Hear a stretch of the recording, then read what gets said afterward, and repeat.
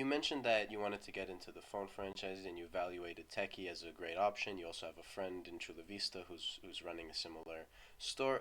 I want to ask what to you was the defining thing that made Techy the better option? I mean, I did talk to other Techie franchise owners across the country over the phone, and got some great feedback. Uh, and then again, my good friend opening the one in San Diego, I respect him as a business person. He owns like I think six Massage Envy franchises, and so he's been very successful, and he's owned up other franchises. And so for him to take on a Techie franchise in San Diego, that was a big important part for me in evaluating Techie and feeling comfortable moving forward.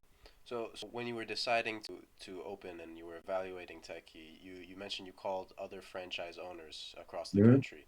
Did you find that the network was very like supportive and open to help you out? And what are some of the big things that they had to say?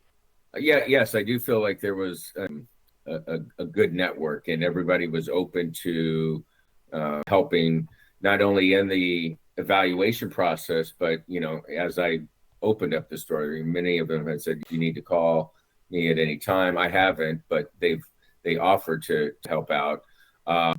Just talking to them about the industry and the Techie franchise brand.